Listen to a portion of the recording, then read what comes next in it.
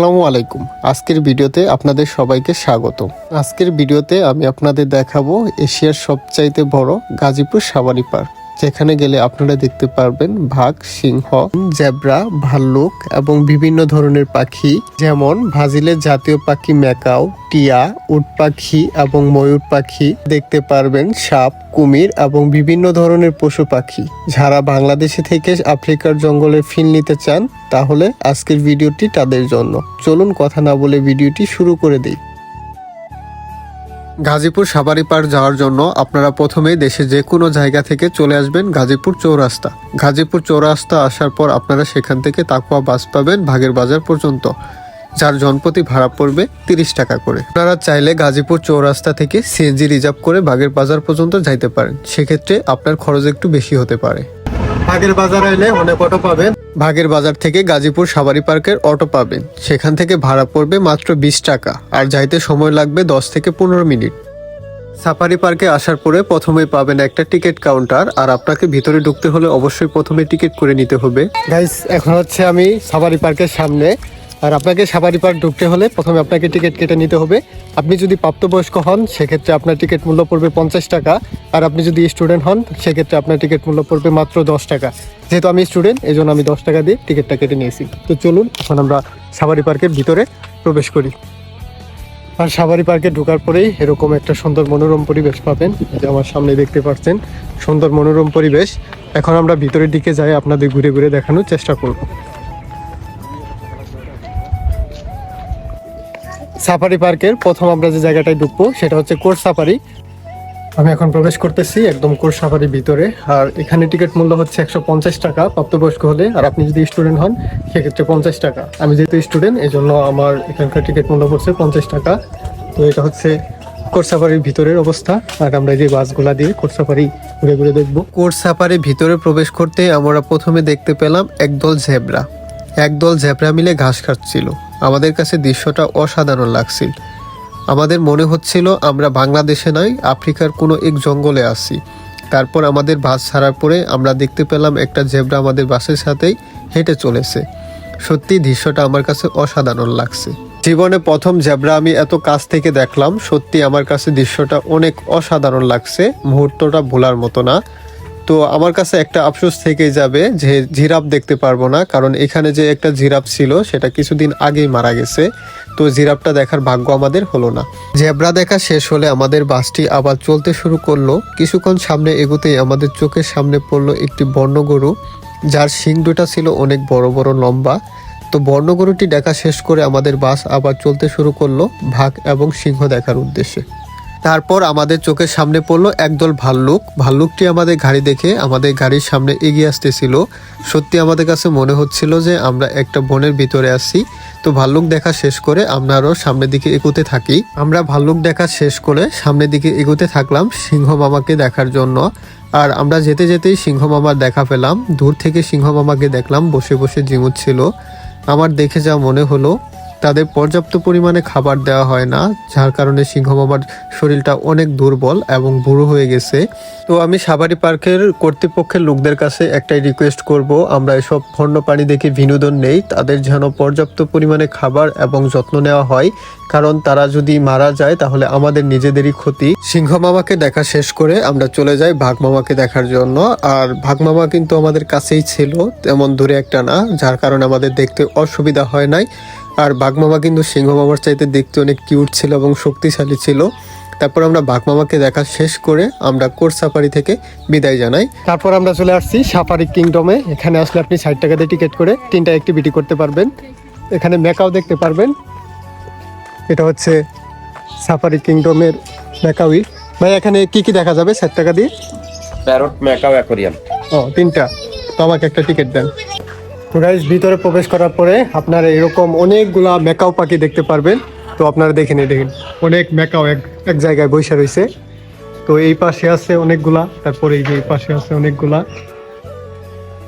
সামনে আমরা প্যারট দেখাবো আপনাদের। তো চলুন আমরা প্যারটের ভিতরে যাই। গাইস, আমরা চলে আসছি প্যারট পাখি দেখার জন্য। আর আমি আপনাদের সুন্দর একটা ভিউ দেখাই যে প্যারট পাখি কিভাবে খাবার খাইতেছে। তো দেখেন, প্যারট পাখি আর টিয়া পাখি বৈশা একসাথে খাবার খাইতেছে আর অদ্ভুত ধরনের শব্দ করতেছে।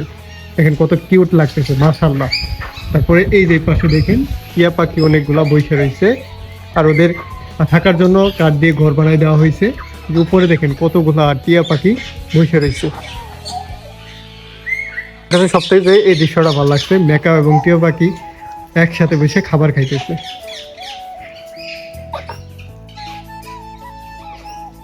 তো গাইস, প্যারট এবং টিয়া পাখি দেখা শেষ। আমরা এখন যাব অ্যাকোয়ারিয়াম দেখার জন্য। তো চলুন যাওয়া যাক। অ্যাকোয়ারিয়ামের ভিতরে প্রবেশ করব এবং ভিতরে গিয়ে আপনাদের ঘুরে ঘুরে দেখানোর চেষ্টা করব। যেটা হচ্ছে অ্যাকোয়ারিয়াম, আমরা এখন এর ভিতরে প্রবেশ করতেছি। তারপর গাইস আমরা প্রবেশ করছি মাছের অ্যাকোয়ারিয়ামের ভিতরে, আর এখানে বিভিন্ন ধরনের মাছের সংরক্ষণ করা হয়েছে। আমি আপনাদের একটু দেখাই। তো আপনারা প্রথমে আসলে আপনাদের চোখে পড়বে এরকম রঙিন মাছ। তো আপনারা দেখতে পাচ্ছেন এরকম রঙিন মাছ, আর এখানে সবগুলা মাছ আমি আপনাদের ঘুরে ঘুরে দেখাই। দেখেন কত সুন্দর রঙিন মাছ। তো এটা হচ্ছে ফার্স্ট। তারপরে এই পাশে আসলে পাবেন হচ্ছে বিদেশি এগুলো হচ্ছে দেশি মাছের মতো রঙিন মাছ। তারপরে এই পাশে আসলে পাবেন কালা তেলাপিয়া মাছের মতো। তো আপনারা দেখতেই পাচ্ছেন কত বড় বড় তেলাপিয়া মাছ। এই মাছটা দেখেন কত বড়। তো তারপরে আমরা নেক্সট অ্যাকোয়ারিয়ামে চলে যাব। এখানে দেখেন রঙিন ছোট ছোট মাছ। তারপর এই যে মাছগুলা দেখেন, এই মাছগুলা কি আমি হয়তো নাম জানি না, অদ্ভুত ধরনের সব মাছ পাবেন এখানে।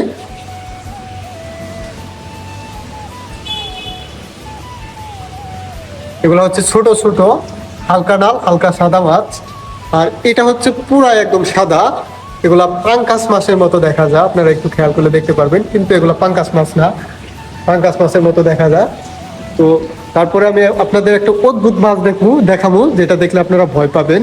তো চলুন, এই যে এইখানেই মাছটা দেখছেন একদম কালো, ওই যে দেখেন কালো মাছ, শোল মাছের মতো, কিন্তু মাথাটা অনেক চেপটা। এই দেখেন জুম করলে দেখতে পারবেন যে কালো শোল মাছের মতো দেখতে, কিন্তু মাথাটা অনেকখানি চেপটা।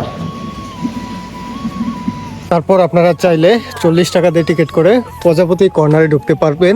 আর প্রজাপতি কর্নারে ঢুকে এখানে বিভিন্ন ধরনের প্রজাপতি দেখতে পারবেন। প্রথমে এরকম সুন্দর একটা ভিউ পাবেন, সামনে ফুলের একটা গেট পাবেন। এটা হচ্ছে প্রজাপতি গেট, স্বাগতম প্রজাপতি কর্নার। তো চলুন আমরা ভিতরে যাই, কি আপনাদের কি কি দেখাইতে পারি। আমি আপনাদের সাজেস্ট করব হুদায় টাকা খরচ করে প্রজাপতি গার্ডেনে ঢোকার কোনো কারণই নাই। এখানে দেখার মতো কিচ্ছু নাই, শুধু কয়েকটা প্রজাপতি আছে আর একটা ছোট ঝর্ণা পাবেন। আপনারা যদি ফুলের সাথে ফটোকপি করতে চান তাহলে এখানে ঢুকতে পারেন। তোমরা তো ফাউডিয়া নিলা, প্রজাপতি আড়া পাইলাম না। গাইস, আমি এখন আপনাদের উট পাখি দেখাই। দেখেন কত বড় বড় উট পাখি। এই যে এখানে 4-5টার মতো উট পাখি আছে। তো যারা আসবেন সাফারি পার্কে অবশ্যই তাদের বলবো যে এইসব উট পাখিগুলো দেখে যাবেন। তো গাইস, আমারে দেখে একটা উট পাখি আমার সামনে আইতেছে। উফ, কি সুন্দর জোস, আমার সামান দিয়ে হাঁটতেছে গাইস।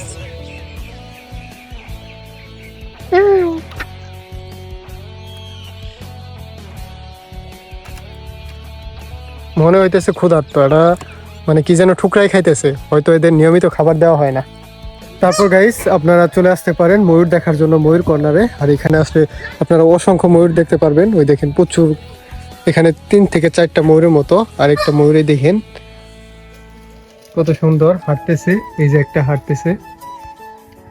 তো যারা সাফারি পার্কে আসবেন তারা অবশ্যই ময়ূরগুলা দেখে যাবেন। কিন্তু একটা ময়ূরকে আমি দেখলাম না যে পাখা মেললে সাধারণত ময়ূরগুলাকে অনেক সুন্দর দেখা যায়।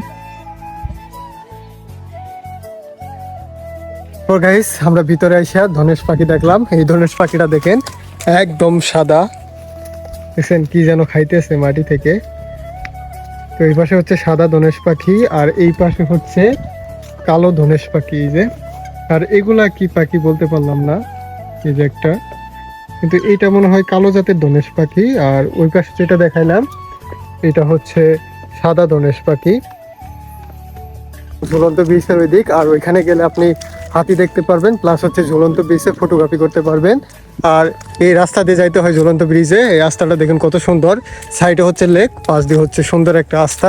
তো চলুন আমরা ওইখানে যাই, ওইখানে গিয়ে আমরা আপনাদের হাতি দেখাবো, প্লাস হচ্ছে ঝুলন্ত ব্রিজটা দেখাবো। ঝুলন্ত ব্রিজের সামনে আপনারা আসলে এরকম অনেকগুলো হাতি দেখতে পারবেন। আমি একটু জুম করে আপনাদের দেখাই। ওই দেখেন অনেকগুলো হাতি, প্রায় 4-5টার মতো। সাইডে পাবেন, এই পাশে হচ্ছে ঝুলন্ত ব্রিজ। এটা হচ্ছে ঝুলন্ত ব্রিজ, আর আমি এখন ঝুলন্ত ব্রিজ দিয়ে হাঁটতেছি। এই যে এটা হচ্ছে ঝুলন্ত ব্রিজ। ঝুলন্ত ব্রিজটা অনেক সুন্দর আছে, দুই পাশ দিয়ে হচ্ছে লেক। তো আপনারা যারা আসবেন ঝুলন্ত ব্রিজে এসে ফটোগ্রাফি করতে পারবেন, সমস্যা নাই। তারপর গাইস আমরা আপনাদের দেখাবো ময়না পাখি, আর এগুলো কথা ক। এই যে ময়না পাখি, এই যে ময়না পাখি, ময়না।